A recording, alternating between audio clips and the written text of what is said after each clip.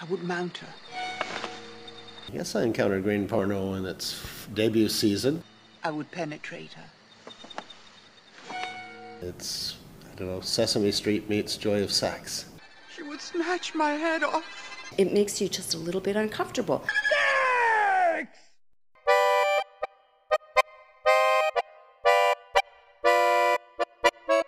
These films are about the sex life of insects. Well, the first series was about the sex life of insects.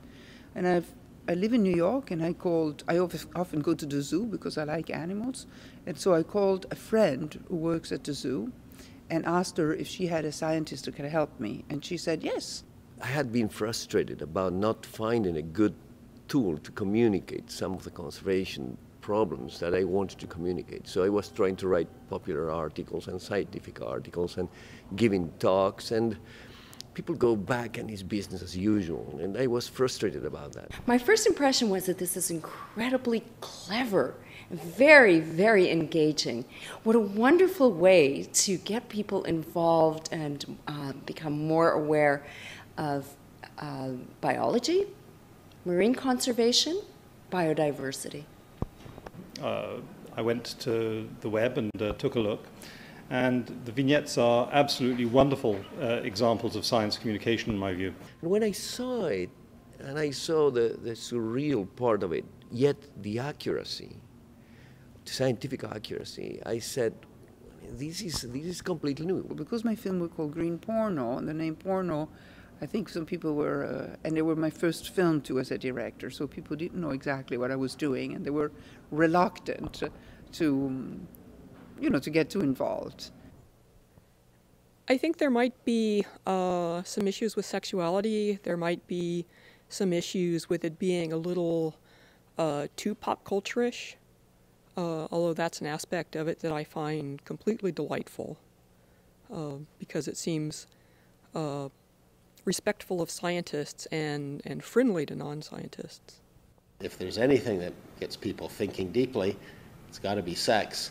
And if you can tie in sex to the environment and our caretaking of the environment, that's got to be a good thing. I showed it to my children, aged 14 and 17. They thought it was wonderful. I think it's appropriate for all age groups because each age group takes something different from it. Have you tried it out on your own kids, though? I certainly have. And my kids were very engaged, depending on the age, somewhat embarrassed, who thought it was very, very cool. What they didn't want was me around as they experienced the films. Which one of the two of you is the artist and which one is the scientist? Sometimes I get a little confused. I love that. I love to be confused myself. And I love to feel that I have a part of me that is still very creative. And I still understand the scientific method.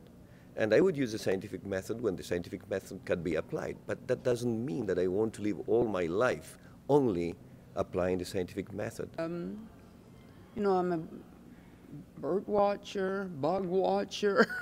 I think sometimes this word, human watcher, I think that it's disappeared. But when you read the novels of last century, you have people walking in the woods, and I don't know, they describe themselves as naturalists, or I don't know if that is a word, but they weren't really scientists, they just observed. I observed.